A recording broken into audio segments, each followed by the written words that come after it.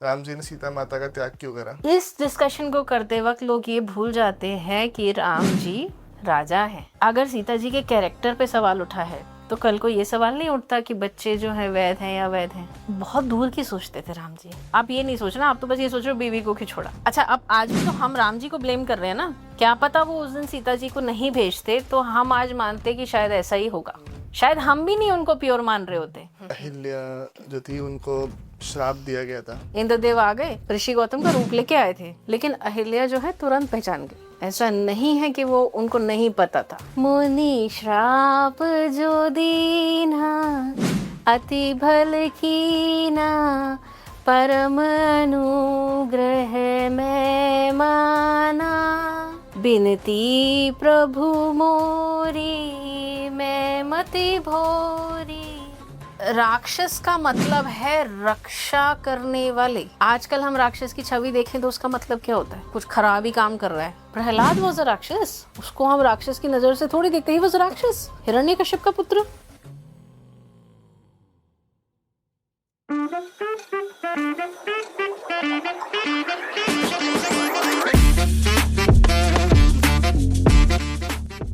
नैना शर्मा जी नमस्ते, बहुत बहुत स्वागत है आपका। नमस्ते, जय श्री राम। जय श्री राम। कैसे हैं आप? सबसे पहले तो मैं बहुत अच्छी हूँ, प्रभु कृपा है, हनुमान जी की कृपा है। जी। और जो हमारा लास्ट सेशन था उस पर बहुत ही अच्छा लोगों का रिस्पॉन्स रहा। उसके बाद हम एक और सेशन आज रिकॉर्ड कर रहे हैं।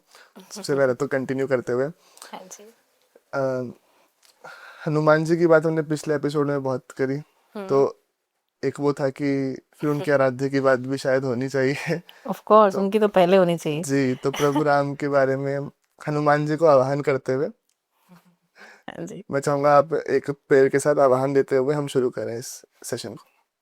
ठीक है, चलिए तो हनुमान जी से पहले राम जी को याद कर लेते हैं। बिल्कुल बिल्कुल बिल्कुल। रामाय राम भद्राय रामचंद्राय वेद से, रघुनाथाय नाथाय सीताय पतये नमः।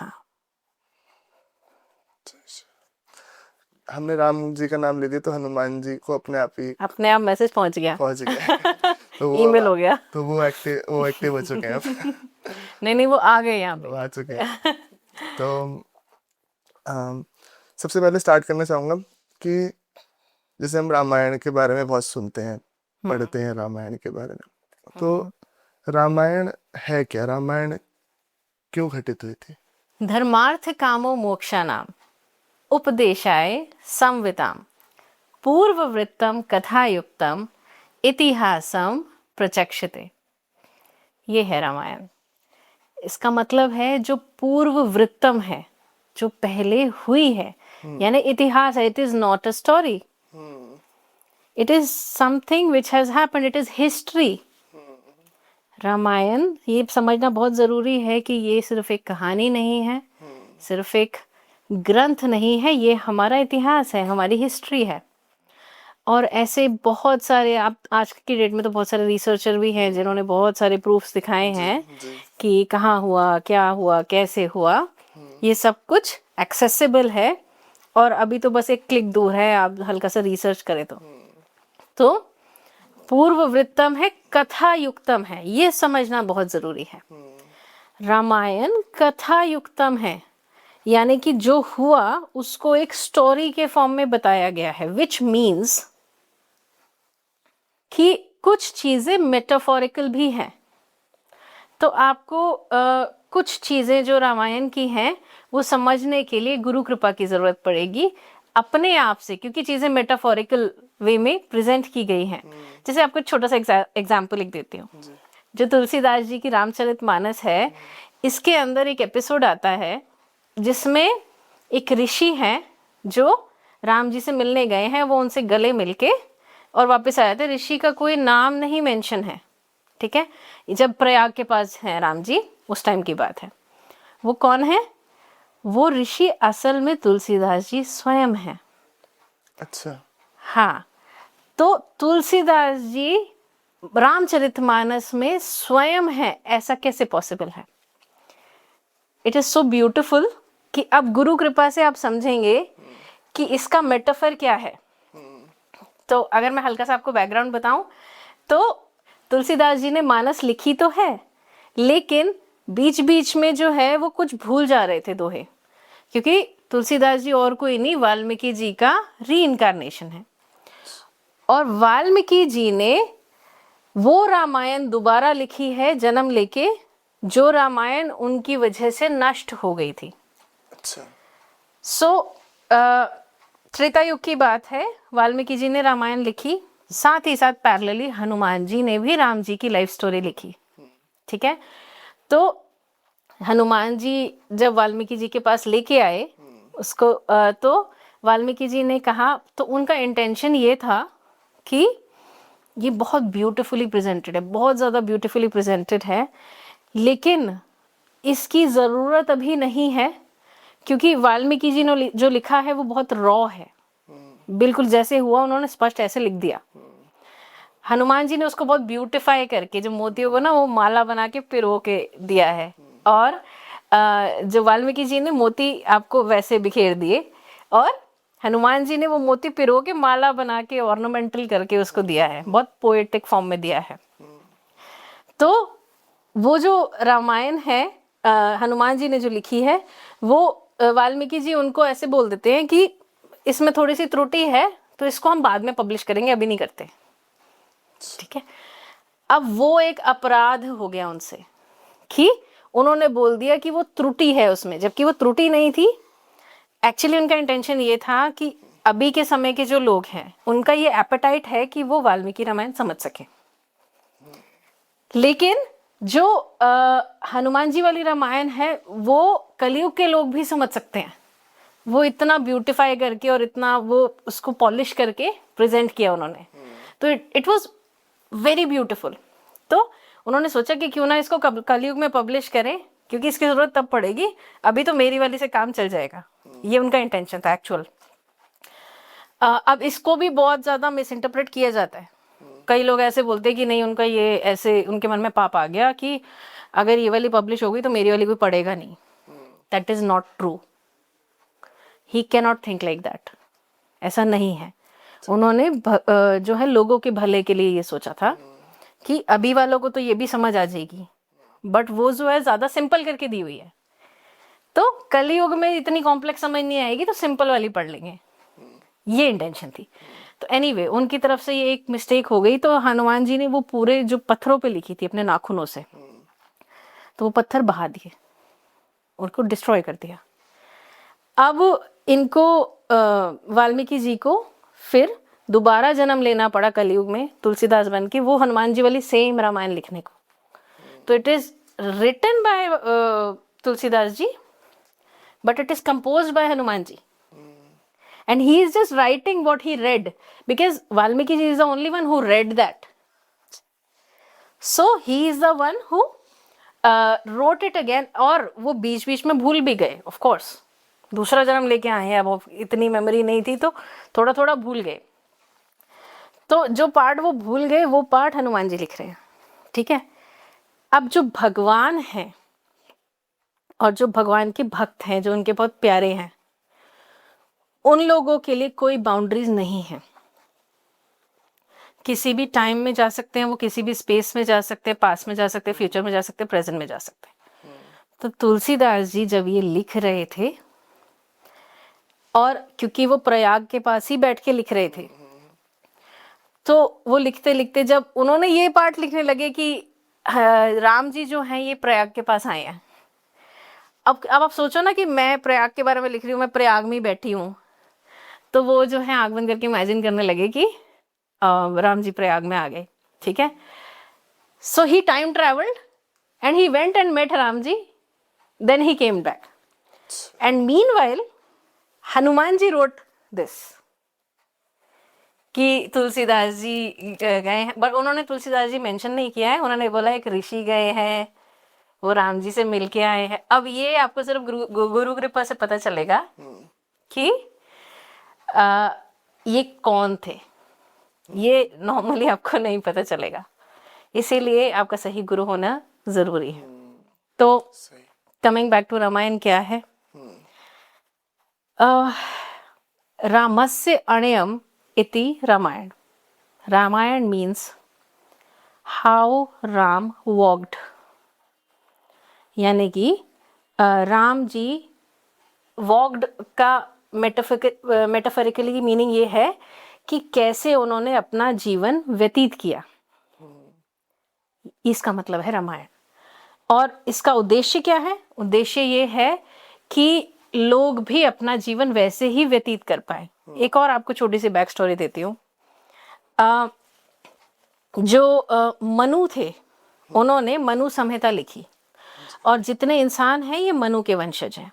मनु के सारे वंशज मनुष्य, ठीक है। तो मनु ने सोचा, इमेजिन किया कि एक आइडियल ह्यूमन कैसे होना चाहिए, मेरे जो वंशज हैं ये कैसे होने चाहिए।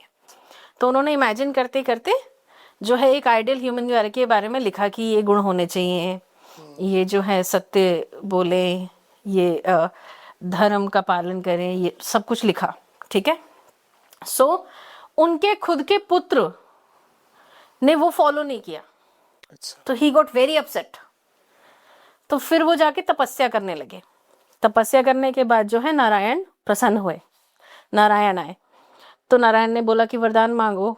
तो मनु ने बोला कि एक ऐसा ह्यूमन आप भेजिए धरती पे जो मेरे लिखे हुए के अनुसार जिए, और मैंने जो लिखा है वो उस हिसाब से जिए, तो एक एग्जाम्पल सेट हो जाएगा और उसकी स्टोरी से लोग प्रेरणा लेंगे, क्योंकि लिखा हुआ तो वो नहीं मान रहे, ना समझ पा रहे, पर कोई वैसे जी के दिखाएगा तो वो समझ पाएंगे। तो नारायण ने बोला कि ऐसे करता हूँ ना, मैं खुद ही आता हूँ, क्योंकि और किसी से तो मिस्टेक हो सकती है, तो मैं खुद ही एक बार एग्जाम्पल सेट करके दिखाता हूँ, because it is very important. So फिर नारायण आए और ये पूरी लीला हुई।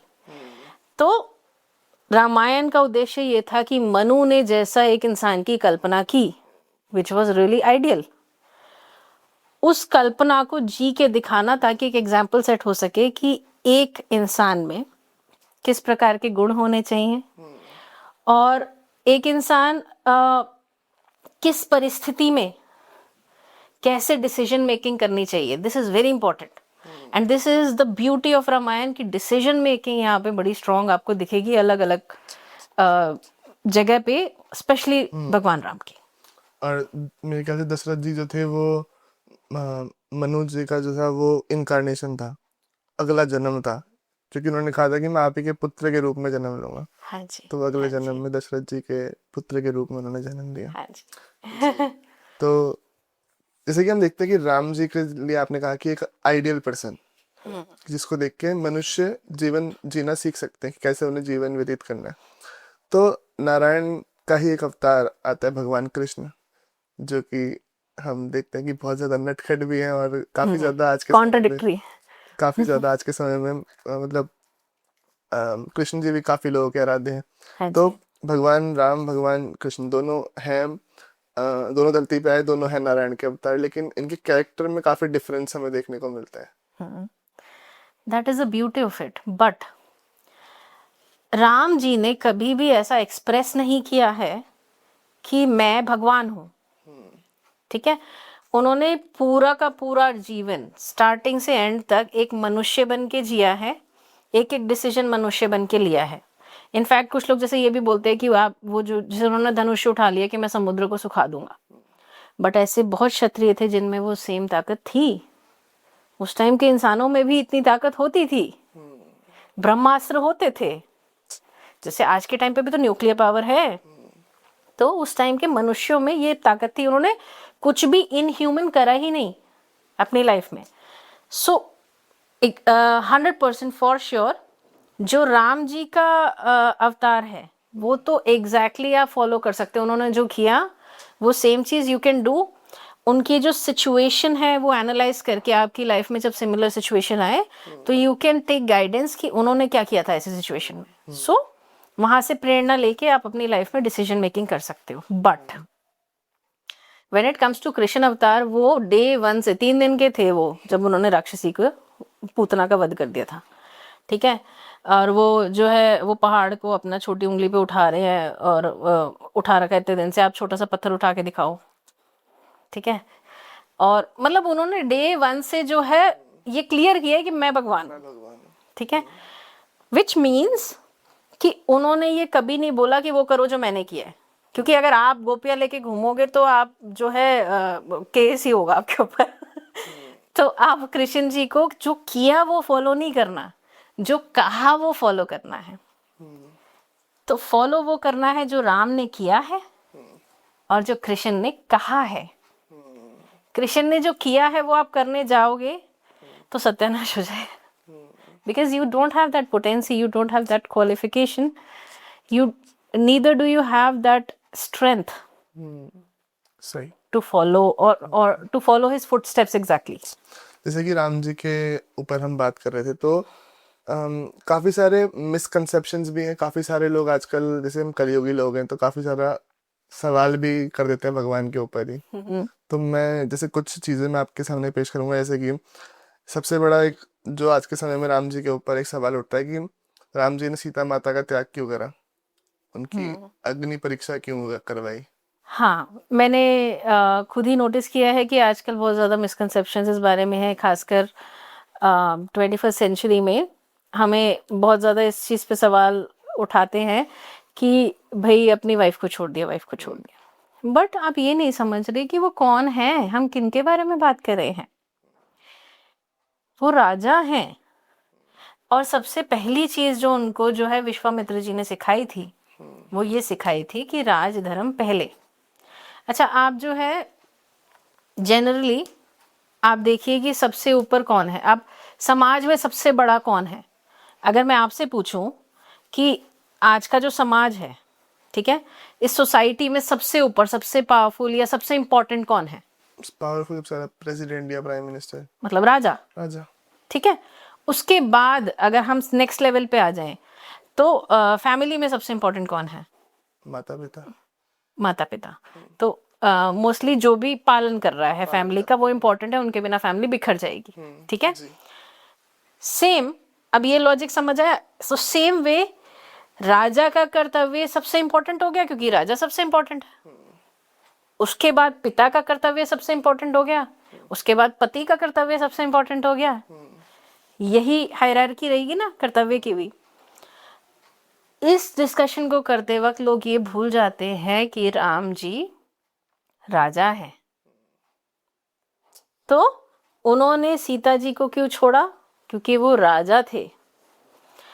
आप अगर कोई भी लेट्स से नेता से कोई गलती हो जाए या गलती ना भी हुई हो, अगर उनके बारे में कोई अफवाह उड़ जाए तो हम एक्सपेक्ट करते हैं वो रिजाइन करें। सेम वे सीता जी रानी हैं, शी इज नॉट, मतलब पॉलिटिशियन या उनके फैमिली मेंबर से भी कुछ हो जाए तो हम यही एक्सपेक्ट करेंगे ना। तो सीता जी भी तो रानी, उनका भी तो कर्तव्य है, सिर्फ राजा का थोड़ी होता, रानी का भी तो होता है ना। अब जाना क्यों जरूरी था? क्योंकि there was not just one person, that धोबी who was questioning her, it was the entire जनता, and Ram ji knew about it. इसीलिए तो पहले अग्नि परीक्षा भी हुई थी। ठीक है, तो राम जी को पता था कि ये सिर्फ ये धोबी नहीं बोल रहा है, ये पीछे फुसफुसा रहे हैं सब लोग। तो ये क्वेश्चन सबके मन में। अब एक राजा है और कोई उस पर भरोसा नहीं करता, तो फिर वो राजा किस बात का हुआ? और वो राजपाट छोड़ दे, वो ये बोले कि मैं भी सब छोड़ दे, ठीक है, तो मैं, मेरी बीवी पे भरोसा नहीं है, मैं भी सब छोड़ देता हूँ और मैं और सीता दोनों जा रहे हैं, that is also not justified. आप अपने बिट्रे नहीं कर सकते अपने देश को। तो राजा का तो पहला धर्म ही है अपने देश की तरफ लोगों को खुश रखना, चाहे वो अनजस्टिफाइड भी बात हो तो भी। और फिर उन्होंने करा क्या? अगर आप देखो करा क्या, उनको जो है ऋषि वाल्मीकि जी के आश्रम में भेजा। ऐसा नहीं है कि उनको जो है वो मतलब कोई बहुत खराब लाइफ जी रही है जाके। अब अच्छा, अब इसमें एक और लेयर आती है। जिस टाइम पे सीता जी को भेजा गया, शी वॉज ऑलरेडी प्रेग्नेंट। तो अगर सीता जी के कैरेक्टर पे सवाल उठा है तो कल को ये सवाल नहीं उठता कि बच्चे जो है वैध हैं या वैध हैं। फिर कल को उनको राजा बनाते तो ये नहीं होता कि ये सच में राजा के बेटे हैं या कोई और वंश के हैं। बहुत दूर की सोचते थे राम जी। ठीक है, तो बच्चों पे ही सवाल उठ जाता, आगे आने वाले सारे वंश पे ही सवाल उठ जाता, तो फिर वो आप ये नहीं सोचना, आप तो बस ये सोच रहे हो बीवी को क्यों छोड़ा, बट आप उसके आगे की आप इतनी दूरदर्शिता हमारे अंदर है ही नहीं कि हम वो सोच सके जो उन्होंने सोचा था। मेरे को ऐसा लगता है कि उन्होंने जो सवाल सीता जी के ऊपर उठ रहे थे उनको उनसे एक मुक्त करके अपने ऊपर सारा ब्लेम ले एग्जैक्टली लिया। एग्जैक्टली। तो वो ये चाह रहे थे कि अच्छा, अब आज भी तो हम राम जी को ब्लेम कर रहे हैं ना, हम तो सीता जी को नहीं कह रहे कुछ। और हम आज सीता जी को प्योर क्यों मानते हैं? क्या पता वो उस दिन सीता जी को नहीं भेजते तो हम आज मानते कि शायद ऐसा ही होगा। शायद हम भी नहीं उनको प्योर मान रहे होते, क्योंकि उन्होंने भेजा तो हम आज तक मानते हैं कि हम क्वेश्चन ही नहीं करते सीता जी को। और जब कलयुग के लोग हैं वो जब राम जी पे कर सकते हैं तो वो सीता जी पे भी कर सकते हैं। हाँ, तो उन्होंने सारे बाण अपनी तरफ खींच लिए कि मेरे को क्वेश्चन करो। और अच्छा, भेजने के बाद उन्होंने खुद क्या किया? राजा राम ने वाइफ को भेजा। भेजा कहाँ? एक बहुत अच्छी पवित्र जगह पे, जहाँ पे बच्चों की एजुकेशन भी अच्छी होगी, एक अच्छी लाइफ मिलेगी, पहली बात। दूसरा, वियोग तो उनको भी हुआ ना, दुख तो उनको भी हुआ। और वो भी जैसे जो है साध्वी वेश में सीता जी रहती थी, वो भी साधु वाले वेश में रहते थे। वो भी जमीन पे सोते थे, वो भी कंदमूल फल खाते थे, वही सेम उन्होंने खाया, सेम तरीके से रहे। और सबसे बड़ा स्टेप जो उन्होंने लिया, राजा दशरथ की कई रानियां थी, तो उस टाइम पे मल्टीपल वाइफ का चलन था कि आप मल्टीपल वाइफ रख सकते हैं। राम जी ने जानबूझ के दूसरी शादी नहीं की, जिसकी वजह से पब्लिक को धीरे धीरे अपने आप ही विश्वास होने लगा कि इनको वाइफ पे भरोसा है, इसलिए दूसरी शादी नहीं कर रहे। वाइफ पे भरोसा नहीं होता तो दूसरी शादी कर लेते। तो उनको धीरे धीरे पब्लिक को विश्वास होने लग गया कि नहीं, कहीं हमने ही गलती कर दी। वो नहीं होता अगर वो नहीं भेजते। It was a well thought through political decision, जिसमें सबका फायदा था, बच्चों का भी फायदा था। सीता माता का दुख जरूर हुआ, वो तो है ही है, वो राम जी को भी हुआ, बट एक्चुअली में सबका फायदा था, समाज का भी, बच्चों का भी, और राम जी सीता जी दोनों का, और अयोध्या का। कुछ लोग कहते हैं कि जैसे भाई ये तो त्याग वाला प्रश्न हो गया, अग्नि परीक्षा पे भी सवाल उठते हैं कि अग्नि परीक्षा क्यों ली गई थी। हाँ, तो उन्होंने बेसिकली, अब ये एक तरीके से लोगों के अंदर की बुराई थी ना, कि वो जो है क्वेश्चन कर रहे हैं अननेसेसरी, वो विश्वास नहीं कर रहे राजा पे। राम जी अब अपनी प्रजा को थोड़ी मारने लग जाते या थोड़ी वायलेंस करने लग जाते, उन्होंने बुराई को मारना है, बुरे को नहीं। तो उन्होंने लोगों के अंदर की जो ये बुरी सोच थी उसको मारना था, उसी के लिए। अच्छा, एक और बात, राम जी ने कभी नहीं बोला तुम अग्नि परीक्षा दो, ठीक है, और सीता जी ने स्वयं बोला मैं अग्नि परीक्षा देती हूँ, और लक्ष्मण तुम अग्नि प्रज्वलित करो। ये सीता जी ने जो है खुद लक्ष्मण जी को उस टाइम पे जब राम जी सीता जी मिले युद्ध के बाद, तो सीता जी ने ये स्वयं बोला है। तो अब इसमें अब आप सिचुएशन समझिए। सिचुएशन ये है कि राम जी सीता जी बहुत टाइम बाद मिले हैं, तो ऑफ कोर्स जो है वो जो विरह थी वो थी, बट राम जी एक राजा भी हैं, एक पति भी हैं। उनको पहले राजा का कर्तव्य निभाना है, तो उनको पहले मेक श्योर करना है कि पब्लिक सीता जी को एक्सेप्ट करे। तो उसके लिए उन्होंने सीता जी को ये नहीं बोला अग्नि परीक्षा दो, लेकिन उन्होंने खुद से जब दी तो उन्होंने रोका भी नहीं, सो ही अलाउड इट। एक और चीज यहाँ पे ये थी कि राम जी जो है उन्होंने बहुत अच्छे से वेलकम नहीं किया सीता जी को। That there is an additional reason for that. It is because Sita ji ने बहुत कटु वचन बोले थे लक्ष्मण जी को जब वो नहीं जा रहे थे, जब राम जी की आवाज आई थी वन से। जी जी। क्योंकि जब जो है मारीच ने मरते वक्त, हिरण बन के आया था मारीच, तो मरते वक्त उसने राम जी की वॉइस में आवाज मारी थी, हे सीते, हे लक्ष्मण मुझे बचाओ, ऐसा ऐसा कुछ। तो लक्ष्मण नहीं जा रहे थे, उनको लक्ष्मण जी को तो पक्का श्योर था कि भाई अभी तो इन्होंने 14,000 सैनिक मारे थे थोड़े दिन पहले खरदूषण के, तो ये छोटा सा राक्षस ये इनका क्या बिगाड़ेगा, तो उसको तो पूरा भरोसा था। भरोसा सीता जी को भी था, बट एक वाइफ का डर तो होता है ना हस्बैंड के लिए। अब लक्ष्मण जी जाने को तैयार ही नहीं थे, तो सीता जी ने स्ट्रेटेजिकली उनको बहुत कड़वा बोला।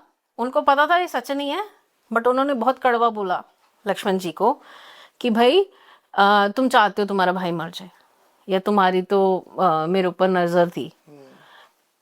वो she did not mean it, it was just because कि लक्ष्मण जी जा ही नहीं रहे थे, तो उनको भेजने के लिए जो है उनको वन टाइम एक वो ट्रिगर पॉइंट करना था। एक और चीज कि ये सब घटित नहीं होता लक्ष्मण जाते नहीं तो, रावण लेके नहीं जाता, रावण वध नहीं होता, युद्ध नहीं होता, तो ये सब प्रारब्ध भी तो था ना। तो वो तो अब है वो ह्यूमन फॉर्म में, बट उनको पता है ना उनको क्या लीला करनी है, तो वो लीला प्रोसीड कैसे होती, ये बात भी है। तो अब वो जाने को तैयार ही नहीं थे, तो उनको ये बोलना पड़ गया। तो अब उस चीज पे भी देखो, सीता जी राम जी की अर्धांगिनी है, लेकिन लक्ष्मण जी भी राम जी के अंग हैं, और उनके लिए ऐसी बात सीता जैसी लेडी ने बोली, so it was a huge पाप। ठीक है, अगर कोई नॉर्मल इंसान करे तो फिर भी समझ आता है, बट सीता जी मतलब इतने वेदों का ज्ञान था। कहा जाता है कि जैसे जब रावण आया था तो सतपदी पे जो है सीता जी ने उनके साथ चर्चा की, जब वो ऋषि मुनि का वेश धर के आया था, तो इतना उनको वेदों का ज्ञान था, और रावण ने उनको कन्विंस किया कि हाँ मैं सच में ऋषि हूं, तो वो लक्ष्मण रेखा से बाहर आई थी। तो इतनी ज्ञानी हो के अगर इतना ज्ञानी पुरुष कुछ ऐसा करे ना, तो इट इज शेमफुल। अगर अज्ञानी करे तो फिर समझ आता ना अज्ञानी है। तो एक वो वाला भी बात थी कि इतना बड़ा जो अपराध किया था, उसके कारण भी राम जी ने थोड़ा ऐसा बिहेव किया उस टाइम पे, ताकि उनको मिस्टेक रियलाइज, उनको हुई भी, उन्होंने माफी भी मांगी। So there is not one layer to it. ये दोनों चीजें, जो अग्नि परीक्षा है और जो बाद में निष्कासन है, ये दोनों चीजों का कॉन्टेक्स्ट यही था कि प्रजा की सेटिस्फेक्शन होनी चाहिए कि हमें अपनी रानी को एक्सेप्ट करना है, रानी हमारी प्योर है। अगर प्रजा रानी को एक्सेप्ट नहीं करती है तो वो आगे का पूरा वंश खराब हो जाएगा। That would be disaster. सो वो नहीं होना चाहिए। उसका तो बेसिकली इसका टेक अवे ये है कि हमें लाइफ में कभी कभी ना चाहते हुए भी टफ डिसीजंस लेने पड़ते हैं, और हमें अपनी प्रायोरिटीज पता होनी चाहिए। सही गलत में बस एक लेश मात्र, अगर वो सीता जी को नहीं जाने देते या अग्नि परीक्षा नहीं करने देते, तो भी वो गलत नहीं थे, लेकिन उसके कॉन्सिक्वेंसेस गलत हो जाते। गलत तो वो भी नहीं था, बट गलत ये भी नहीं है, क्योंकि उन्होंने कॉन्सिक्वेंसेस का सोच के एक्ट किया। तो आपको इसका एक और जो बहुत इंपॉर्टेंट लेसन हमें मिलता है कि हमें आज जो डिसीजन लेना है वो आपको 1 साल तक का, 2 साल तक का सोच के कि उसके कॉन्सिक्वेंसेस क्या होंगे, specially for your important decisions. You have to think that, क्योंकि कई बार ये भी सही होता है और ये भी सही होता है, लेकिन उन दोनों सही का आउटकम कुछ और हो सकता है। एक सवाल आता है कि उन्होंने, राम जी ने जो है वो बाली को छुप के क्यों मारा था? Okay, beautiful question. तो ये सवाल का जवाब एक्चुअली राम जी ने खुद दिया हुआ है रामायण में, और इसका जवाब ये है कि वाली पूछता है कि भाई मैं तो समझता था कि आप तो बड़े धर्मवान हो और आपने तो छल किया है और आपने मेरे को ऐसे क्यों मारा। तो राम जी खुद बता रहे हैं कि भाई तुमने इतना बड़ा पाप किया था, अपना छोटा भाई की जो वाइफ है उनको, उनके साथ बेसिकली उनको वायलेट किया है या जबरदस्ती की है, और उसके जीते जी, भाई के जीते जी। तो ये बहुत बड़ा पाप है और ये दंडनीय है और मृत्यु दंड के योग्य पाप है। तो राम जी पूछ रहे हैं कि भाई अगर मैं तो कोई तुम्हें युद्ध के लिए तो ललकार नहीं रहा था, मैं तुम्हें दंड का मैं तुम्हें पाप का दंड दे रहा था। अब दंड कैसे देना है, दैट इज माई विश, और मैं दंड ये देने योग्य भी हूं क्योंकि इस वक्त पे भरत राजा हैं और मैं उनका नेतृत्व कर रहा हूं, उनकी तरफ से मैं यहाँ पे जो है सबकी रक्षा के लिए हूं। तो ये मेरा कर्तव्य बनता है कि मैं तुम्हें दंड दूं क्योंकि तुमने धर्म के विरुद्ध कार्य किया है। अब मैं तुम्हें दंड कैसे दूं, आगे से दूं, पीछे से दूं, कैसे भी दूं, that is my wish and that is not, तुम मुझे क्या बता रहे हो धर्म का पाठ, तुमने खुद कभी धर्म का पालन किया है? तो बात ये है कि अगर आप युद्ध कर रहे हो, युद्ध में आप जो है पीछे से मारो, that is not right, but he was not doing युद्ध, he was punishing a criminal.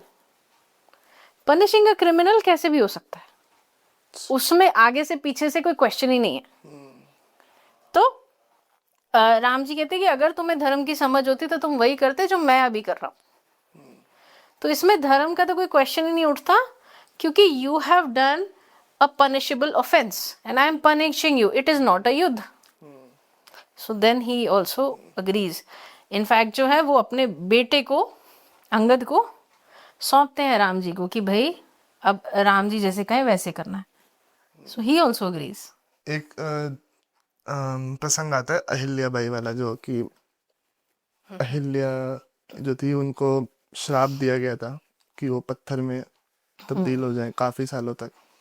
तो उनके ऊपर कहते हैं काफी गलत उनके साथ हुआ हो। है जी। तो इस पर आपका क्या टेक है, थोड़ा जानना चाहूंगा। ओके, देखो स्टोरी को ना कहते हैं कि जो है हरि अनंत, हरि कथा अनंता। तो हर इंसान ने अपने हिसाब से हरि कथा को प्रेजेंट किया है, और कई बार प्रेजेंट करते करते एक फ्रीडम ऑफ एक्सप्रेशन तो हमेशा से रही है हिंदुइज्म में या सनातन धर्म में, फ्रीडम ऑफ एक्सप्रेशन सबके पास है।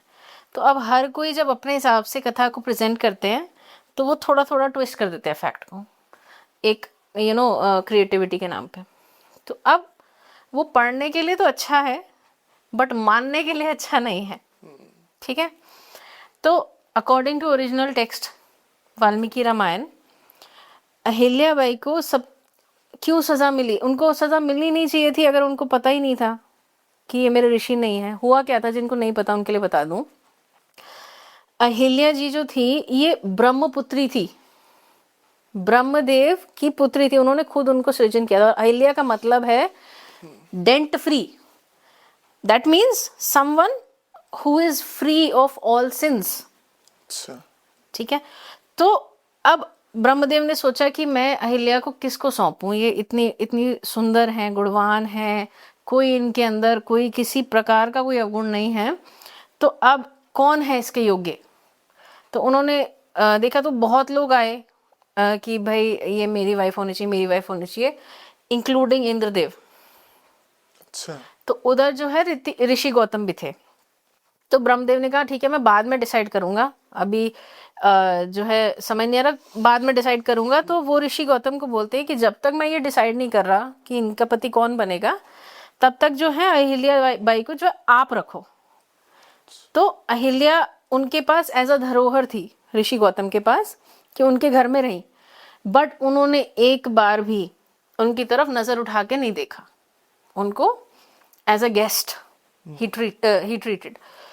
तो फिर जो है ब्रह्मदेव ने कहा कि भाई ये इतनी खूबसूरत है और उसके बाद भी जो है आपने इनको कभी भी कुदृष्टि नहीं डाली। तो उन्होंने ऋषि गौतम से ही कहा कि क्या आप इनको वाइफ के रूप में एक्सेप्ट करेंगे? तो दैट्स द बैक स्टोरी। ठीक है, तो अब आप देखो कि उनका लेवल क्या था, एकदम निष्पाप। और तो अब कहते हैं ना कि जितना बड़ा व्यक्ति उतनी बड़ी रिस्पॉन्सिबिलिटी। तो उस अपना जो स्टेटस था प्योर वाला, पंच सती में से एक मानते हैं हम अहिल्या जी को, तो सती स्टेटस, वो स्टेटस उनको मेंटेन करना था, that was her responsibility. But हुआ क्या कि बीच बीच में इंद्रदेव ने बहुत बार उनको रीच आउट किया कि भाई आई वॉन्ट टू मैं संभोग करना चाहता हूँ आपके साथ।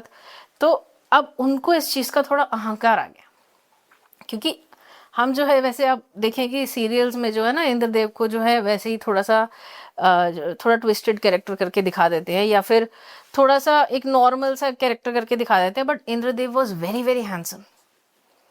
मतलब इंद्रदेव जी जो है उनकी हैंडसमनेस जो है वेदों में वर्णित है कि इतने ज़्यादा खूबसूरत वो हैं, बहुत ब्यूटीफुल उनकी बॉडी, और प्लस उनके पास पावर भी है, राजा है देवों के, देवताओं के राजा, ये भी नहीं पृथ्वी के राजा।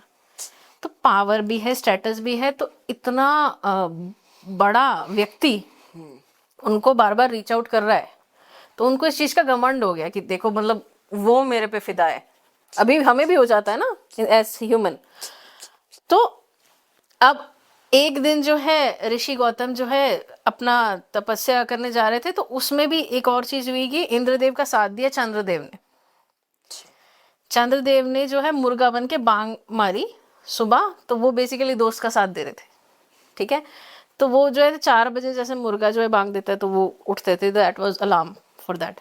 तो उन्होंने थोड़ा जल्दी मार दी चंद्रदेव ने, तो इसलिए चंद्रदेव को भी श्राप मिला था फिर। तो ऋषि गौतम जो है उठ के चले गए और इंद्रदेव आ गए। वो ऋषि गौतम का रूप लेके आए थे, लेकिन अहिल्या जो है तुरंत पहचान गई। ऐसा नहीं है कि वो उनको नहीं पता था, दैट इज अ मिसकंसेप्शन। उनको इसीलिए सजा मिली, अगर वो नहीं पहचानी होती तो उनका फॉल्ट ही नहीं होता, तो उनको सजा नहीं मिलनी थी। ऋषि गौतम को सब पता है, ही इज नॉट ऐसे कोई आप नॉर्मल थोड़ी समझ रहे हो ऋषि गौतम को कि भाई ऐसे ही नॉर्मली बेवजह कुछ करेंगे, ठीक है।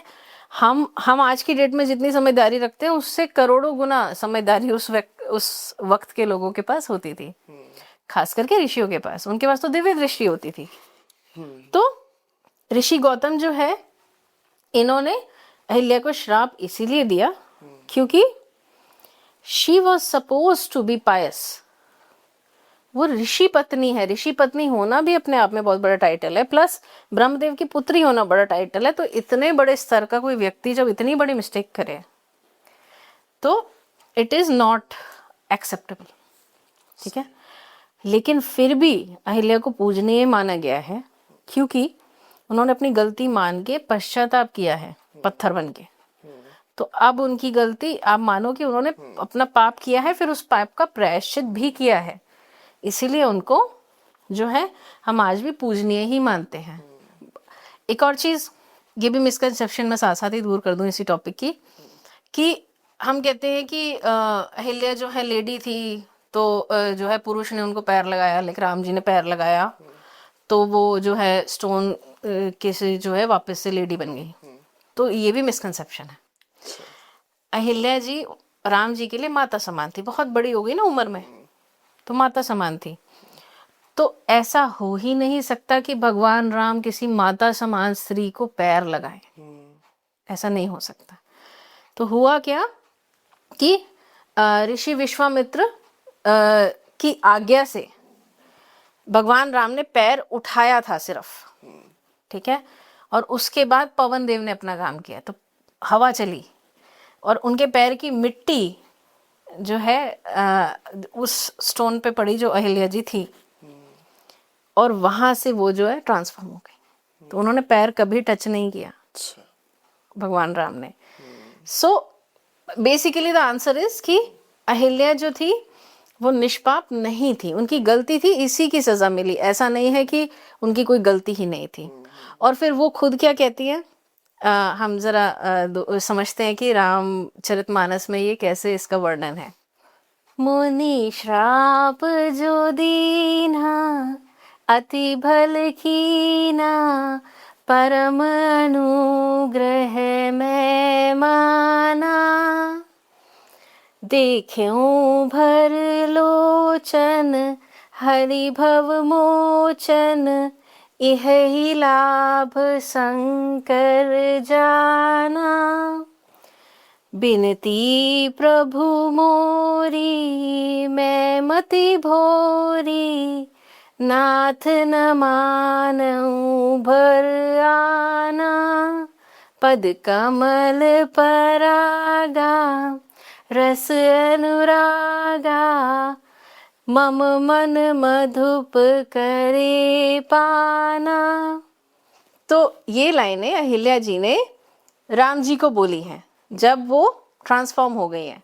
तो वो बोल रही हैं कि मुनि ने मुझे श्राप दिया, ये मेरे ऊपर सबसे बड़ा उपकार किया, क्योंकि उस श्राप की वजह से आज मैं आपसे मिल पा रही हूँ।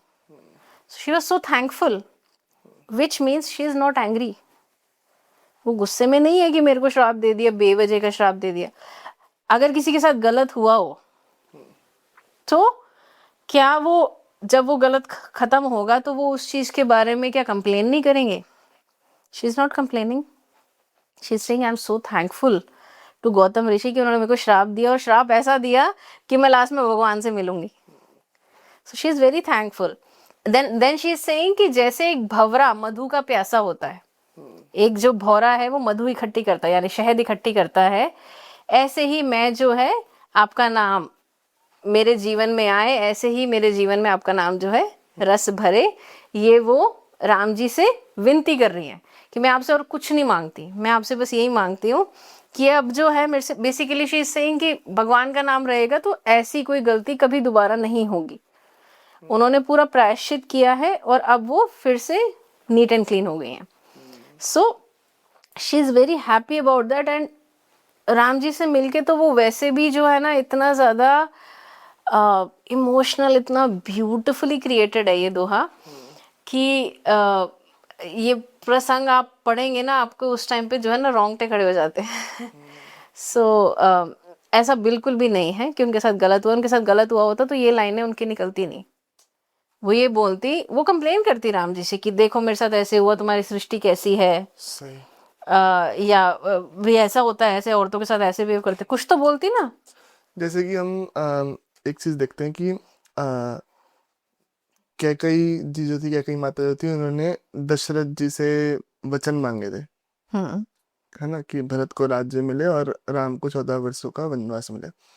तो हम एक चीज देखते हैं कि दशरथ जी ने अम, रानी को वचन दिया हुआ था, ठीक है, वो उन्होंने अपने वचन उस समय पे मांगे, पर दशरथ जी एक वचन प्रजा को भी दे चुके थे कि राम मतलब श्री राम के राजा बने। हाँ, राजा बनने की उद्घोषणा हो चुकी थी।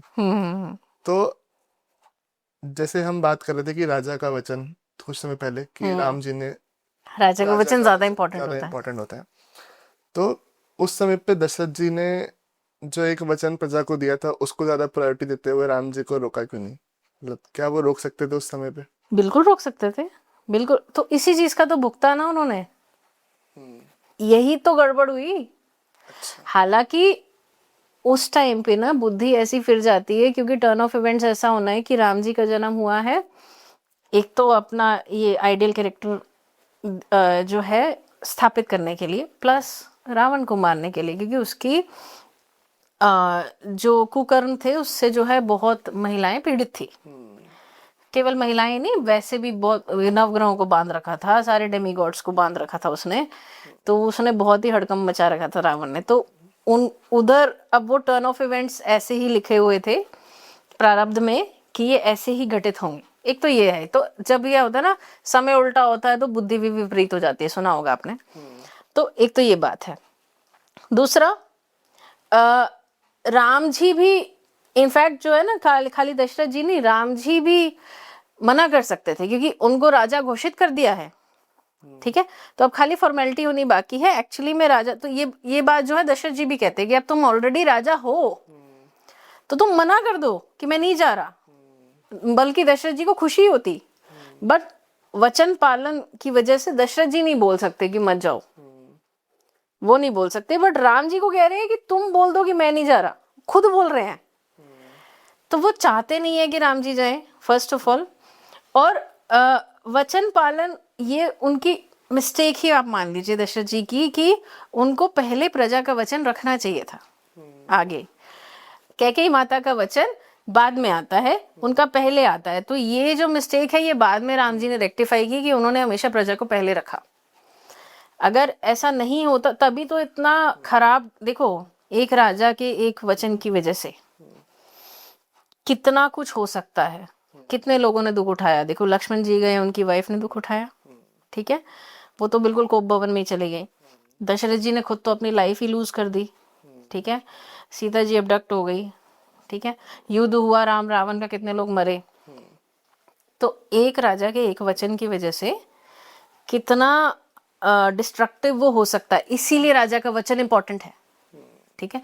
तो यस यू आर राइट कि उन्होंने वचन प्रजा को दिया था, बट ये उनका एक रजस गुण था दशरथ जी का कि वो अपनी वाइफ के प्रति बहुत आसक्त थे, तो उन्होंने वाइफ को, अब ये एग्जाम्पल है आपके सामने, एग्जाम्पल है कि जब आप फैमिली मैटर को प्रजा वाले मैटर से ऊपर रखोगे तो क्या होगा. This is a clear example of that. So yes, that was wrong, but it was meant to happen to set an example. Okay. Another thing, Ram ji ने क्यों नहीं मना किया? That was justified. व्हाई? क्योंकि अगर राम जी राजा नहीं बने तो उससे प्रजा का टेक्निकली कोई नुकसान नहीं हुआ, क्योंकि राम जी के बराबर के क्वालिफाइड हैं भरत.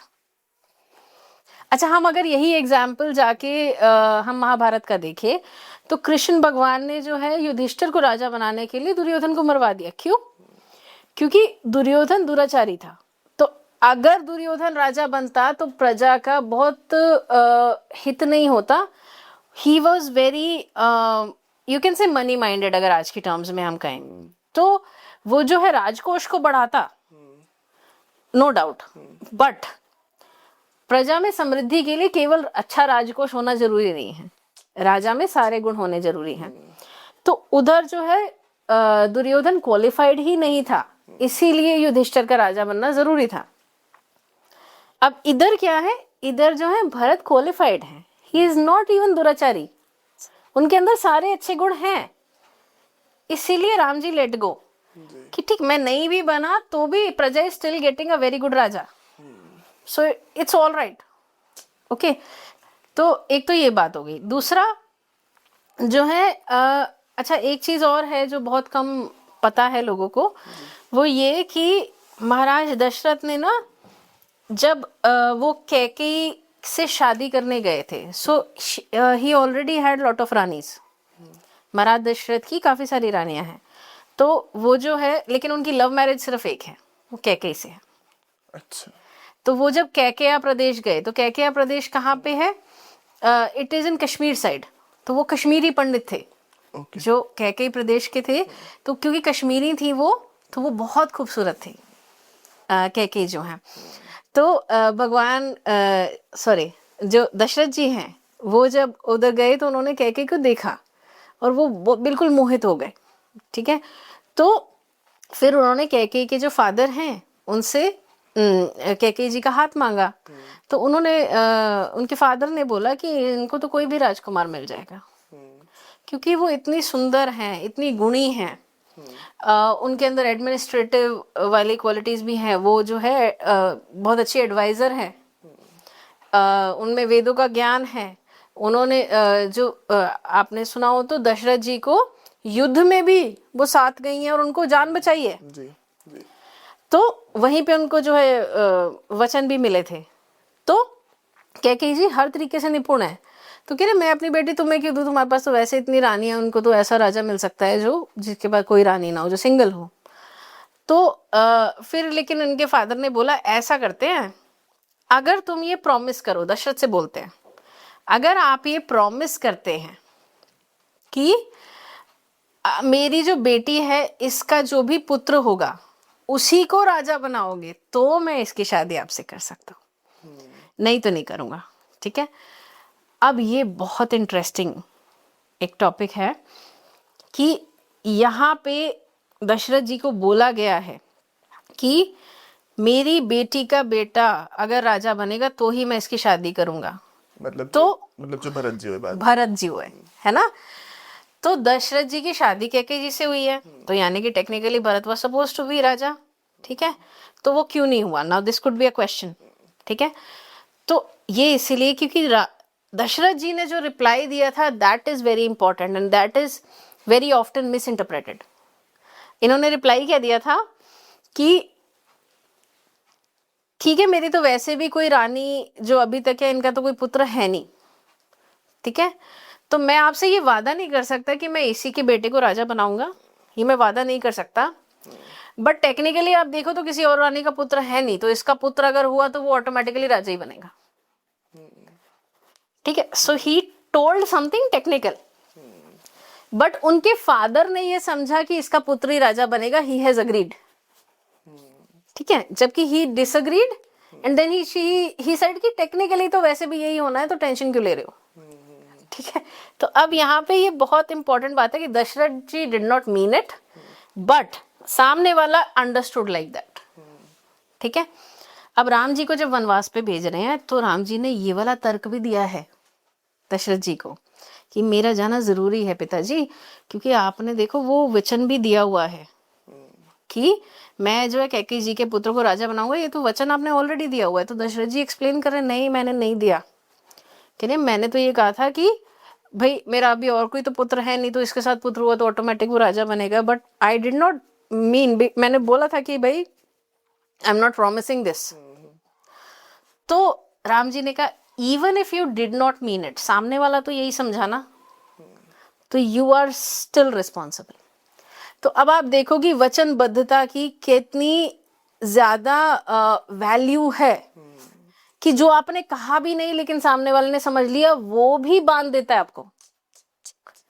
तो एक टर्न ऑफ इवेंट्स ये भी था कि भरत को एक राजा वाली पोजीशन मिली, हालांकि उन्होंने एक्सेप्ट नहीं की, बट एक राजा वाली पोजीशन इसलिए भी मिली क्योंकि वो भी वचन उनका वो भी रह जाए। So it was not one वचन, इट वाज एक्चुअली वन मोर।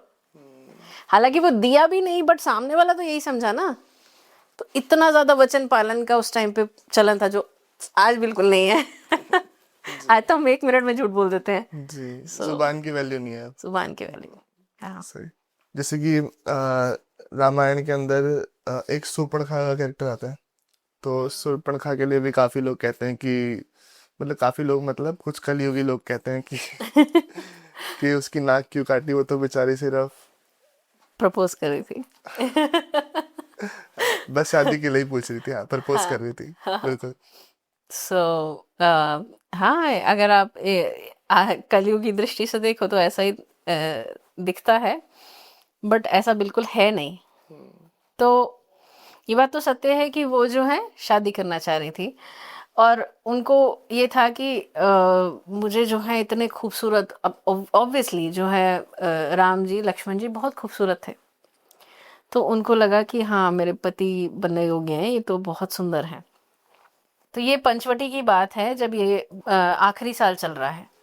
तो पहले जो है ये लोग चित्रकूट में गए, उधर जो है भरत अपनी सेना लेके आए, तो उनको लगा कि सब अब आते रहेंगे, तो ये जो है दंडकारण्य चले गए। फिर वहां से आगे आखिरी साल में पंचवटी की ओर जो है प्रस्थान कर गए। जब पंचवटी में सेटल डाउन हो जाते हैं तो वहां पे ये शूर्पणखा मिलती है इनको। तो अब शूर्पणखा ने राम जी को पहले पूछा कि भाई क्या आप मुझे मेरे पति बनेंगे। तो अब ये लोग थोड़ा सा फन वाले मूड में हैं, राम जी लक्ष्मण जी थोड़े ठिठोली कर रहे हैं। ठीक है। तो और ये बहुत खुश रहे हैं 13 साल तक। ये फन वाले मूड में क्यों हैं? क्योंकि 13 साल ये बहुत अच्छे गए हैं इनके, इनमें से कोई भी दुखी नहीं है, एक्सेप्ट फॉर द फैक्ट कि लक्ष्मण जी 14 साल से सोए नहीं हैं, वो एक अलग चीज है। बट वो भी एक कारण था कि एक्चुअली तो होना क्या था कि मेघनाथ को वही मार सकता था जो 14 साल सोया ना हो, उसको वरदान मिला हुआ था, तो वो जरूरी था। तो एक ये बात है। प्लस जो है अब इधर चलो वापस शूर्पणखा पे आ जाते हैं। तो ये जो है बहुत खूबसूरत है, उसने शूर्पणखा ने शादी के लिए पूछा। तो अब राम जी ने बोला कि मेरी तो वाइफ मेरे साथ है, तो लेकिन उधर देखो लक्ष्मण है, उधर उससे पूछो, उसकी वाइफ तो साथ नहीं है, तो वो तो अभी सिंगल की तरह ही रह रहा है, उससे पूछ लो। तो this was a part of a ठिठोली। तो फिर जब वो लक्ष्मण के पास गई तो लक्ष्मण कह रहे मैं तो दास हूँ, मैं तो नौकरी कर रहा हूँ, तो तुम्हें नौकर क्यों बनना है? तुम तो रानी बनो, तुम तो रानी बनने योग्य हो, तुम्हें नौकर क्यों बनना है? तो नौकर की वाइफ बन के क्या करोगी? तो ऐसे करके वो मजाक के मूड में है। तो अब ये राक्षसी थी शूर्पणखा। अच्छा, अब एक और चीज, ऐसे बहुत सारे प्लॉट्स हैं रामायण में जहां पे कोई जो चीज हुई है ना, that is not just because जो रीजन दिख रहा है, उसके पीछे कुछ हिडन एजेंडाज हैं। अब इस केस में जो है हिडन एजेंडा शूर्पणखा का है। शूर्पणखा के पति को रावण ने मारा है, तो शूर्पणखा को उस बात का गुस्सा है। तो एक्चुअली तो एजेंडा ये है कि सूर्पनखा को पता है राम जी की ताकत का, और she wants revenge from Ravan. अच्छा। So that this was a plot, she knew कि मैं ऐसे करूंगी तो ऐसे होगा। उसको शायद ये नहीं पता होगा कि नाक कान काट देंगे, but except for that she knew कि रावण से टक्कर ये लोग ले सकते हैं, तो ये जो है पोक कर रही है। क्योंकि अब आप देखो ना, ऐसे कोई जाके चलते फिरते ऐसे थोड़ी बोलते मेरे से शादी कर लो। Isn't this unusual? तो ये अनयूजुअल है तो क्यों है? अगेन ये चीज कहीं मेंशन नहीं है। ये जो है, आप अगर गुरुओं से सीखोगे रामायण तो आपको ये हिडन चीजें पता चलेंगी। तो ऐसे बहुत सारे, अब जो है विश्वामित्र जी, ये राम जी को क्यों लेके गए 15 साल की उम्र में? क्या वो खुद नहीं मार सकते थे? ये मारीच और सुबाहु को, जो इनका यज्ञ ध्वंस कर रहे थे, जी। वो खुद नहीं मार सकते थे? वो ये तो जो है ऋषि वशिष्ठ खुद कह रहे हैं दशरथ जी को कि ये तो खुद ही मार सकते हैं, ये राम को ले जाने आए हैं, there is a reason behind it, let him go. नहीं तो दशरथ जी जाने कहाँ दे रहे थे? तो एनीवे उधर भी हिडन एजेंडा था कि भाई राम जी को बहुत सारी विद्या उन्होंने दी है विश्वामित्र जी ने, तो वो नहीं मिलती अगर वो साथ नहीं जाते। तो जितनी अस्त्र शस्त्र की विद्या है, बहुत सारी चीजें वो उन्होंने सिखाई हैं, बहुत, उसके अलावा भी ज्ञान भी बहुत दिया है। So that is important. Anyway coming back to Surpanakha, तो यहाँ भी हिडन एजेंडा है। वो उसको पता है कि ये भगवान राम टक्कर ले सकते हैं रावण से, तो वो भिड़वाना चाहती है दोनों को। वन थिंग, अब इधर जो है इसने सीधा अटैक कर दिया सीता जी पे, बिकॉज शी इज थिंकिंग कि ये सीता की वजह से मेरी बात नहीं मान रहे हैं। ठीक है, अब ये तो एक सामने से देखो तो ऐसा दिख रहा है, बट ये भी हो सकता है कि उसने अटैक इसलिए किया क्योंकि otherwise they will not take action, है ना? तो ये दोनों मिले जुले रीजन है कि उसने अटैक किया, और उसने फेटल अटैक किया, मतलब वो जान से मारना चाहती है, ऐसा वाला अटैक किया। ऑफ कोर्स सीता जी को राम जी ने बचा लिया, और राम जी ने लक्ष्मण को कहा कि बस अब ये दंड की पात्र बन गई है, अब इसको दंड दो। ठीक है, तो बीइंग अ वुमन उसके नाक कान काट के उसको भेज दिया। ठीक है, अदरवाइज किसी और ने सीता जी पे, अगर किसी मेल ने सीता जी पे इतना जानलेवा हमला किया होता तो उसकी जान ही जाती। ठीक है, वो तो बीइंग अ वुमन उसको बख्श दिया। तो जो किया वो भी कम ही था, उतना उससे ज्यादा ही बनता था। ठीक है, तो अब अच्छा एक और चीज, सूर्पनखा जो रावण के पास जाके क्या बोल रही है? वो बोल रही है कि वो इतनी सुंदर लेडी, अब जबकि राम जी को वो बोल रही है कि तुम्हारी वाइफ तो इतनी बदसूरत है, मेरे से शादी कर लो, मैं इतनी सुंदर हूँ।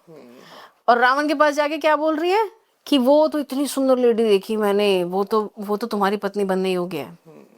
तो मतलब कितनी ट्विस्ट, वो उसको झूठ बोलने में बिल्कुल परहेज नहीं है, वो सिर्फ इन दोनों को लड़वाना चाहती है।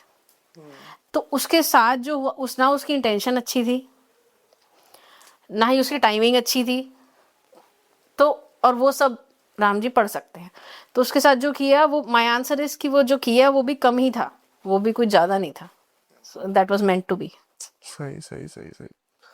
अच्छा, हम देखते हैं हनुमान जी के ऊपर बहुत बात होती है ना, कि मतलब रामायण के एक बहुत ही मुख्य किरदार में से एक आते हैं। तो हम देखते हैं कि वानर सेना का जिक्र उस समय पर रहता था रामायण काल में। तो वो जो प्रजाति थी वो लुप्त कहाँ हुई? ऐसा मतलब हमें दिखता नहीं है अब कि कोई वानर हो, या जैसा हमें उस समय के लोगों के बारे में सुनने में आता था।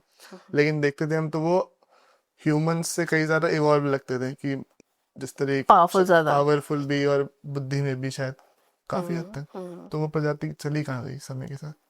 तो पहले तो हाँ, हनुमान जी को जो है कपि प्रजाति से बिलोंग करते थे, और आपने बिल्कुल सही कहा कि काफी ज्यादा पावरफुल थे वो इतने पावरफुल थे कि आपको अचंभा होगा सुन के कि हमने ये जो गदा पकड़ाई है हनुमान जी के हाथ में, तो बाद में पकड़ाई है।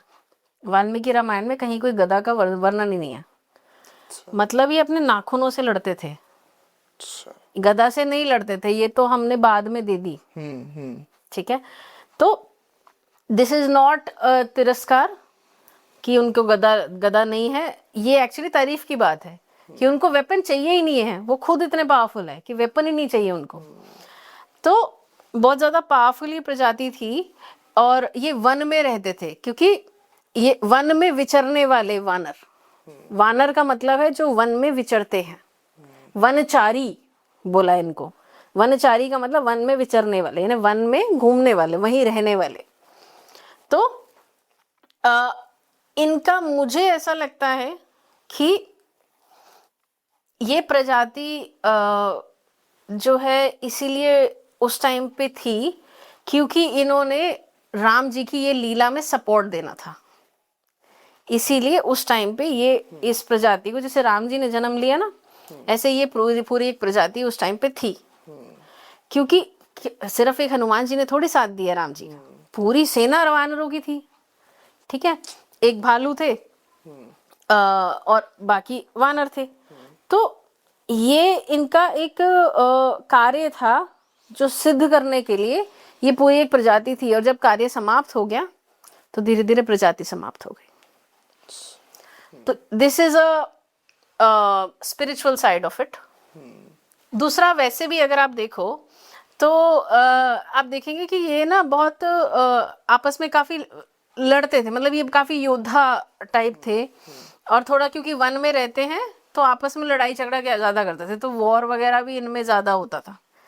ठीक है, ये लड़ाई झगड़े ज्यादा होते थे, तो ये भी एक रीजन हो सकता है कि लुप्त हो गए। एक थर्ड चीज ये है कि बहुत सारे हिस्टोरियन हैं, ये मैं मानती नहीं हूँ, बट आपको जैसे बता रही हूँ कि आजकल ऐसी डिस्कशन होती है। I don't think it is true. ठीक है, तो कहते हैं कि ये एक्चुअली ह्यूमंस ही थे, और ये जो पूंछ और ये वानर का पूरा वेश बना के रहते थे, दिस वाज ऑर्नामेंटल। अच्छा, कि जैसे दे चोज टू लिव लाइक वानर जस्ट टू कैमोफ्लाज, कि वो जंगल में जंगल जानवर जैसे नजर आए, तो उसके लिए वो जो है ना ऐसा वेश धारण करते थे, बट असल में ये ह्यूमंस थे, ट्राइबल पीपल। तो that is a theory, but I think it has a lot of contradiction, so I don't believe in this. But एक रीजन ये आप समझ सकते हैं जो मानते हो। तो इसके पीछे कोई ऐसा कारण है कि आप इस चीज में बिलीव नहीं करते हो? हाँ, ऑफ कोर्स। देखो, आपके पास कोई ऑर्नामेंटल चीज है, ठीक है, अगर मैं चलो 2 मिनट के लिए मान गई कि ये ऑर्नामेंटल थी, अलग से लगाते थे, ठीक है, बहुत प्यारी थी इनको। अब इसका कॉन्टेक्स्ट भी ये दिया जाता है कि रावण ऐसा बोलता है कि ये इनकी पूंछ में आग लगा दो, ये इनका फेवरेट आभूषण है, आभूषण बोलता है। तो इस एक वर्ड को लेके जो है ये प्ले हो रहा है कि आभूषण उसने बोला है, तो यानी कि ये आभूषण की तरह लगाते होंगे। बट ऐसा होता है ना कि हम, हो सकता है ना मेटाफोरिकली बात कर रहा हूँ, कि हम जैसे बोलते हैं बाल हमारे जो है इतने प्यारे आभूषण, मतलब हम कई बार अपने बॉडी ऑर्गन्स को भी मेटाफोरिकली ऐसे बोल देते हैं। तो मुझे लगता है he meant like that first of all. ठीक है, दूसरा आप देखें तो अंगद जो है अपनी पूंछ को ट्विस्ट करके और रावण से बड़ा सिंहासन बना के उस पर बैठ गया था। अगर वो ऑर्नामेंटल होती तो उसको बड़ा कैसे करता, है ना? तो वो ग्रो हो रही है, श्रिंक हो रही है, तो बॉडी ऑर्गन ही होने की ज्यादा संभावना है। ऑर्नामेंटल को कैसे बड़ा कर देता वो, है ना? अच्छा, इधर हनुमान जी भी आप देख लो कि इधर भीम वाला एपिसोड है, कृष्ण जी वाले टाइम पे भीम जो है उनकी पूंछ को उठा नहीं पा रहा है। अब वो ऑर्नामेंटल होती तो उनको ऐसे इतना भारी कैसे कर देते। तो आई थिंक कि ये जो रावण ने बोला है आभूषण, ये मेटाफोरिकली बोला है और असल में ऐसा नहीं है। दूसरा जो है, मुझे खुद जैसे हनुमान भक्त होने के नाते मुझे खुद जो है इस चीज का, मैंने ये सवाल खुद हनुमान जी से ही पूछा, तो ही डिसएग्रीड। सो या तो जो कहते हैं इसी के साथ, जैसे कि हम रामायण की इतनी बात कर रहे हैं, तो एक लक्ष्मण रेखा का उल्लेख आता है कि लक्ष्मण जी ने एक रेखा खींची थी। तो ऐसा सुनने में आता है कि जो वाल्मीकि रामायण है, वाल्मीकि जी ने इस अपनी रामायण में इसका ऐसा कोई उल्लेख नहीं किया था। हाँ जी, तो देखिए, एक्चुअली प्रश्न ये नहीं है कि लक्ष्मण रेखा है कि नहीं है। अगर है तो भी वही हुआ, नहीं है तो भी वही हुआ। ठीक है, so it is not important कि है कि नहीं है। जैसे मैंने कहा कि हरि अनंत, हरि कथा अनंता, तो हरि कथा के अपने अलग अलग स्वरूप है, ऐसा नहीं है कि रामायण सिर्फ यहाँ हुई है, मल्टीवर्स में अलग अलग टाइम पीरियड पे रामायण हुई है, और हर एक रामायण में थोड़ा थोड़ा डिफरेंस है। तो अगर हम मल्टीवर्स की बात करें तो हो सकता है एक मल्टीवर्स में लक्ष्मण रेखा एक्चुअली खींची हो, एक में नहीं खींची हो। मेन इवेंट्स तो वही होंगे, बट थोड़ा थोड़ा उनका स्टाइल बदल जाता है। और जितनी कथाएं हमारे पास हैं ये सिर्फ इसी वाले जो काकभूषणी जी हैं, वो जो राम कथा गाते हैं वो केवल पृथ्वी लोक की नहीं गाते हैं, वो अलग अलग मल्टीवर्स में अलग अलग जगह पे सारी उनको वरदान मिला है कि वो देख के आ सकते हैं। तो वो दूसरी जगह पे भी जो हुई है ये पूरी रामायण, उसको देख के वो बताते हैं। फिर वो जो बताते हैं वो थोड़ा डिफरेंट होता है जो एक्चुअल हुआ होता है। वो क्यों? क्योंकि दूसरे मल्टीवर्स में थोड़ा अलग स्टाइल से हुआ था। तो हो सकता है कि सेम पैरेलल एक यूनिवर्स में रेखा खींची हो, इस वाले में नहीं खींची हो, but final turn off events तो सेम ही था ना। सो इट्स नॉट इम्पॉर्टेंट कि थी कि नहीं थी, दैट इज नॉट इम्पॉर्टेंट। हुआ क्या, दैट इज मोर इम्पॉर्टेंट। सीख क्या लेनी है, दैट इज मोर इम्पॉर्टेंट। अच्छा, एक चीज हम देखते हैं कि जब राम जी ने रावण का वध किया तो उसके बाद राम जी ने लक्ष्मण जी से कहा कि आप जाओ और इनसे ज्ञान लो, ऐसा कहा जाता है। तो ऐसा क्यों, जब रावण इतना पापी था तो राम जी ने उसके पास क्यों भेजा अपने भाई को? ओके, आजकल ना बहुत दो एक्सट्रीम्स बन गए हैं रावण को लेके। तो सबसे पहले रावण के बारे में बात करते हैं, उसके चरित्र के बारे में बात करते हैं। तो आजकल क्या हो रहा है, एक एक्सट्रीम तो ये है जो बोल रहे हैं कि रावण एक रेपिस्ट था, और रावण इतना अधर्मी था, इतना घमंडी था, इतना बेकार था वो। और ये भी बोला है कि भाई वो जो है मदिरा पान करता था, नॉन वेज खाता था, ये है वो है, सब कुछ बोला हुआ है। ठीक है, तो this is one side of people जो बिल्कुल ही रावण को जो उसका थोड़ा बहुत था भी, थोड़ा बहुत नहीं था, बहुत था, तो जो उसका बहुत था भी वो भी एक्नॉलेज नहीं करते, उसको बिल्कुल ही डिमीन कर दिया। ठीक है, बोला जो कि नॉलेज भी थी वो अहंकारवश थी, या उससे जो है अहंकार ही बढ़ रहा था उसका, तो वो बिल्कुल ही। अच्छा, एक दूसरा साइड है, कह रहे हैं कि he was the first feminist, और रावण जैसा भाई तो सबको मिले। जबकि ऐसा नहीं है, वो उसने तो जाके शूर्पणखा ने तो जाके ये बोला ना कि मैं तो तेरे लिए सीता को लाने गई थी, मैं तो तेरे लिए लाने गई थी। तो वो बहन के लिए तो नहीं गया था वो, एनीवे। तो ये दूसरा साइड है कि जो बिल्कुल एक्सट्रीम उसको ग्लोरीफाई कर रहा है, एक साइड है जो बिल्कुल ही उसको ऑपोजिट वे में उसको तिरस्कार कर रहा है। असल में जो था वो इन दोनों के बीच में था। तो इसको समझने के लिए देखो, दो तरीके के गुण होते हैं। एक तो होते हैं रजस गुण जो कि राक्षसों में होते हैं। तो राक्षस का मतलब है रक्षा करने वाले। आजकल हम राक्षस की छवि देखें तो उसका मतलब क्या होता है कि उसके सींग हैं, वो कुछ खराब ही काम कर रहा है। ठीक है, दिस इज नॉट हाउ राक्षस वॉज मेंट टू बी। राक्षसों को पैदा क्यों किया? ताकि इनको ज्यादा पावर मिले, ज्यादा पावरफुल हो। क्यों? ताकि ये अच्छाई की रक्षा करें। दिस इज हाउ राक्षस वर created, and this is the intent behind creating those राक्षस। तो अब इनको ना, राक्षसों को ज्यादा पावर देने के लिए रजस गुण थोड़े ज्यादा दे दिए। ठीक है, जो बाकी जो है देवताओं को सत्व गुण थोड़े ज्यादा दे दिए, और राक्षसों को रजस गुण ज्यादा देने पड़े to make them extra powerful.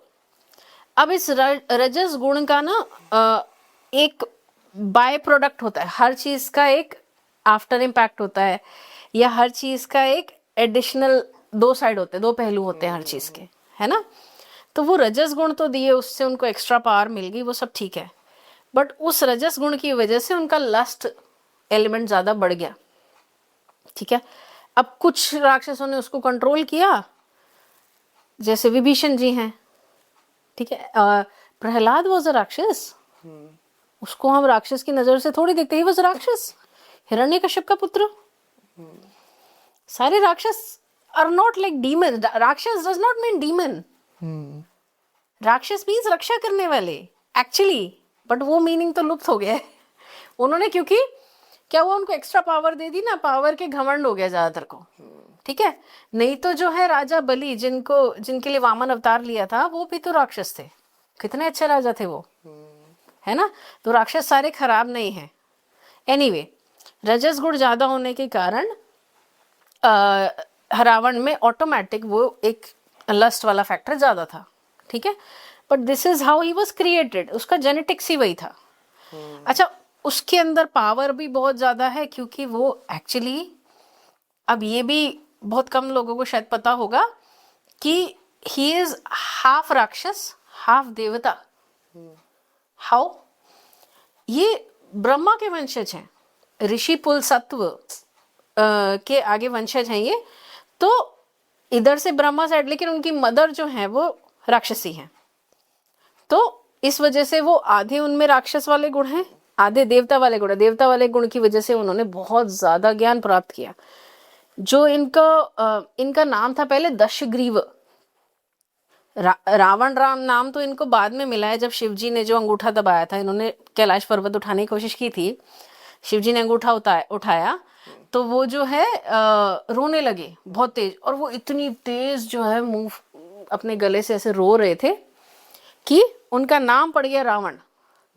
क्योंकि वो जो है ना राव कर, मतलब मीन्स उनकी आवाज इतनी तेज थी कि उनको ये नाम दे दिया गया रावण, वहां से नाम आया। उनका नाम दशग्रीव था। तो दशग्रीव का मतलब है 10 सर। तो 10 सर डजंट मीन कि उसके जो है वो 10 सिर ऐसे साइड में लगे हुए थे जैसे हम दिखाते हैं, वो एक्चुअल में ऐसे नहीं था। एक्चुअल में इसका मतलब है कि 10 बुद्धि जितनी उसकी बुद्धि है, मतलब इतना नॉलेज, इतना इंटेलिजेंस है जितना 10 लोगों को होता है, और 10 नॉर्मल लोग नहीं, 10 जो है महापुरुष लोगों को होता है। तो जो उसमें था उसको डिमीन नहीं करना चाहिए। जो था वो था, जो नहीं था वो नहीं था। तो अब उसके रजस गुण जो उसके अंदर राक्षस वाले थे, उसकी वजह से जो है उसका एक तरीके से सेक्सुअल एपेटाइट ज्यादा था। तो लेकिन उसका मिसयूज उसने किया, ठीक है। तो उसका मिसयूज करने के कारण यहाँ उसकी दुर्गति हो गई। But it really does not mean कि वो ज्ञानी कुछ कम था। तो जैसे कि लास्ट क्वेश्चन मेरा ये रहेगा कि जैसे कि हमने रामायण के ऊपर इतनी बात करी, तो कोई भी बिगिनर है जिसको ज़्यादा नॉलेज रामायण के बारे में नहीं है, पर वो रामायण पढ़ना चाहता है, तो कौन सी रामायण उसे पढ़नी चाहिए, वाल्मीकि जी की या फिर तुलसीदास जी वाली रामचरितमानस? देखो, जैसे मैंने पहले बताया ना, वाल्मीकि जी वाली रामायण 100% करेक्ट है, ठीक है। बट वो बहुत रॉ है, it is like raw materials, तो उसको समझना थोड़ा डिफिकल्ट है और उसको मिस इंटरप्रेट करना बहुत आसान है। तो जब तक आपका level of mind, level of intelligence वो नहीं हो जाता कि आप इतनी गूढ़ बातें समझ पाए, तब तक आपको अगर शुरुआत करनी है तो आपको पहले तुलसीदास जी की मानस पढ़नी चाहिए, क्योंकि वो एक प्रॉपर प्रिपेयर्ड डिश है। और मैं आपको जो है एक छोटी सी बात बताऊं कि जो रामचरित मानस है उसको जो है काशी विश्वनाथ जी ने अपना खुद का अप्रूवल दिया हुआ है। तो काशी विश्वनाथ मंदिर में बहुत सारी किताबों के बीच में जब वो रामायण रखी और उनसे जो है रिक्वेस्ट की गई, जब उस टाइम पे जो है रामचरित मानस को कोई एक्सेप्ट नहीं कर रहा था, तो काशी विश्वनाथ में बहुत सारी किताबों के साथ उनको रखा और बहुत बिल्कुल नीचे रखा उसको, और रात को पट बंद कर दिए। सुबह जो है वो सबसे ऊपर मिली और उस पे शिव जी के हस्ताक्षर थे, सत्यम शिवम सुंदरम। तो ये अप्रूव्ड बाय शिव जी है, that means it is 100% correct, approved by God. आज वो लिखी ही कलयुग के लिए गई है, क्योंकि कलयुग में समझनी आसान है, प्लस भाषा भी आसान है। वाल्मीकि रामायण जो है संस्कृत में है, उसको फिर मिस इंटरप्रेट होना इजी है, क्योंकि संस्कृत टू हिंदी ट्रांसलेट करेंगे, कुछ ना कुछ हल्का सा भी मात्रा का फेर हो गया तो गड़बड़, ठीक है। तो इसलिए शुरुआत जिनको करनी है वो मानस से करें, और जो मानस को अच्छी तरह समझ चुके हैं फिर वो वाल्मीकि रामायण पढ़ें, क्योंकि मिस इंटरप्रेट करने वाले आजकल बहुत हैं। तो शुरुआत वाल्मीकि रामायण से ना करें, शुरू पहले वहां से करें, क्योंकि हमारा लेवल ऑफ इंटेलिजेंस वो है नहीं, या हमारा एपेटाइट वो है नहीं कि हम उसको डाइजेस्ट कर सकें। तो नैना जी बहुत बहुत धन्यवाद। सबसे पहले तो बहुत आनंद आया इस चर्चा में आपके साथ, और रामायण के ऊपर हमने बहुत सारी बातें करी है, पर कहते हैं ना कि रामायण एक ऐसी है कि हम एक एपिसोड में हर इवेंट को हम कवर कर ही नहीं सकते हैं। ऐसे कई सारे चीज़ें हैं, बट काफ़ी सारे ऐसे मिसकंसेप्शंस पे हमने बात करी, तो वो अच्छा है कि वो एक सही तरीके से आज डिलीवर हो रहा है। तो मैं आशा करता हूँ ये एपिसोड आप लोगों को अच्छा लगा होगा। अच्छा लगा है, जुड़ जाए चैनल के साथ में, ऐसे ही बहुत सारी पर्सनैलिटीज आती रहेगी और हम उनसे अलग अलग नए नए विषयों पर चर्चा करते रहेंगे। मैं मिलूंगा आपसे अगले एपिसोड में, तब तक के लिए जय हिंद, वंदे मातरम, जय श्री राम। जय श्री राम।